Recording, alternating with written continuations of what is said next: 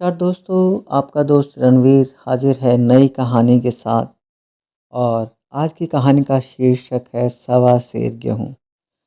शंकर एक भोला भाला किसान था जो धोखे से ऋण के जाल में फंस जाता है। वह किसी तरह अपना जीवन यापन करता है। दो टाइम की रोटी बड़ी मुश्किल से मिलती है। जिंदगी खस्ता हाल में गुजर रही थी और उस समय उसके जीवन में एक ऐसी घटना घटती है जिससे उसका जीवन नरक बन जाता है। एक दिन उसके दरवाजे पर एक साधु महाराज आते हैं। साधु को खिलाने के लिए उसके पास आटा नहीं था, सिर्फ जौ थे। और साधु को मोटा अनाज कैसे खिलाए, इसलिए ये सोचकर शंकर पूरे गांव में गेहूं का आटा मांगने जाता है। लेकिन उसे किसी के पास आटा नहीं मिलता। तब वो एक पंडित के घर जाता है। वहाँ उसे आटा तो नहीं, सवा सेर गेहूं मिलता है। शंकर की पत्नी उसका आटा पीसती है, भोजन बनाती है। साधु खा पी कर आशीर्वाद देकर चला जाता है। लेकिन उनका आशीर्वाद शंकर के किसी काम नहीं आता, क्योंकि यही सवा सेर गेहूं आगे चलकर शंकर के गले की फांस बन जाता है। किसान बहुत भोला था। वो तीन पाँच नहीं जानता था। उसने सोचा, नाप तोल कर सवा सेर गेहूँ क्या वापस करूँगा, पंडित जी को थोड़ा ज़्यादा ही दे देता हूँ। इस तरह वो लगातार जब भी फसल आती पंडित जी को सवा सेर से ज़्यादा अनाज दे दिया करता। गांव में ऐसा ही चलता था, अंग्रेजी में जिसे बार्टर सिस्टम भी कहते हैं। इसके तहत ही जो है गांव की अर्थव्यवस्था चलती थी। सारे कामों में आपस में लेन देन चीज़ों के बदले में चलता था। जब फसल आती थी तो ब्राह्मण, लोहार, कुम्हार सब फसल कटने पर अनाज ले जाते थे, जिसे खलिहान कहते थे। आज भी कई गांव में आप ये प्रथा देख सकते हैं।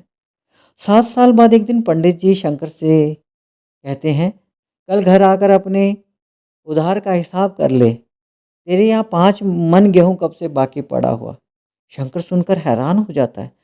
जब उसे पता चलता है कि पंडित जी ने तो सवा सेर गेहूं का 5 मन गेहूं बना दिया, तो वो विरोध करता है और कहता है, पहले क्यों नहीं बताया, मैं तो हर साल आपको अनाज देता हूँ। तो कहते हैं, अनाज देता है तो क्या हुआ, उसका तो कोई हिसाब नहीं है और ना ही तुमने मुझे कहा था कि मैं ये वो अनाज दे रहा हूँ। जब शंकर इतना अनाज देने में विवश दिखा तो पंडित जी ने उसे भय दिखाया कि तुम्हें नरक मिलेगा। बेचारा अनपढ़ था, सोचता कि एक तो ऋण और वो भी ब्राह्मण का, वही में नाम रह गया तो सीधे नरक में ही जाऊंगा।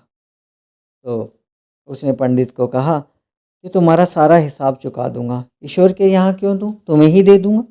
मगर महाराज ये कोई न्याय नहीं है। शंकर ने कहा, हिसाब लगा के कितना देना है बता दो। पंडित ने हिसाब लगा, बोला गेहूं के दाम 60 रुपये, 3 रुपये सैकड़ा सूद, और साल भर नहीं दिया तो 3.5 रुपये सैकड़ा सूद लगेगा। कागज पर लिख दिया गया और लिखने का भी 1 रुपया शंकर से ले लिया गया। शंकर दिन रात मेहनत करता और सिर्फ जीवित रहने के लिए खाना खाता। उसने चिलम पीना भी त्याग दिया ताकि पैसे बच जाए। और साल के अंत में वो 60 रुपये जमा करके पंडित के पास आता है। 60 रुपये उसके चरणों में रख देता और कहता है, ये आपका कर्जा। तो पंडित जी कहते हैं, सूद के 15 रुपये कहाँ हैं।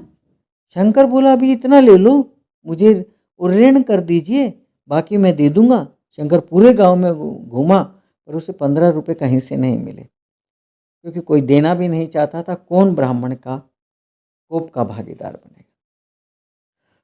साल तक जी तोड़ मेहनत करने के बाद भी जब पूरा ऋण नहीं चुका पाया तो शंकर को मेहनत से नफरत होने लगी। वो समझता है, अब मैं अपना ऋण नहीं चुका सकता। थोड़ी बहुत मजदूरी करके अपना जीवन यापन करता। अंत में वो सवा सेर गेहूं के लिए ब्राह्मण के यहाँ बंधुआ मजदूर बन जाता है और एक दिन इस स्थिति में उसकी मृत्यु हो जाती है।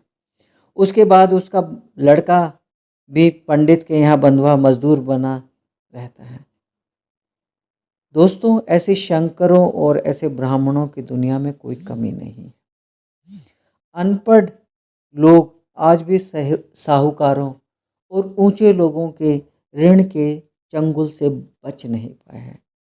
शंकर के बेटे जैसे अनेक बेटे आज भी जो है निर्दयता और अन्याय की गिरफ्त में हैं। उनका उद्धार कब होगा ये तो भगवान ही जाने। लेकिन इस कहानी से हमें पता चलता है कि पढ़े लिखे होना बहुत ज़रूरी है। यदि शंकर पढ़ा लिखा होता तो ब्राह्मण के नरक के भय से वो डरता नहीं, क्योंकि वो तो खुद अन्नपूर्णा था। सवा सेर गेहूं के बदले एक बंधुआ मजदूर बनकर रह गया। ये कहानी एक बात और बताती है हमें, जहाँ 1 साल मेहनत करके शंकर ने 60 रुपये बचा लिए थे, तो अगर वो थोड़ी मेहनत और कर लेता तो कर्ज उतार देता। लेकिन उसकी आशा निराशा में बदल गई, जिससे उसने आगे मेहनत नहीं की। इसलिए कहते हैं, आशा ही हमारे अंदर उत्साह जगाती है। आशा में वो तेज है, वो बल है, और आशा ही जीवन है। आशा ही संसार की संचालन शक्ति है। इसलिए हर इंसान को आशावान बनना चाहिए, तभी वो हर मुश्किल को पार करता है।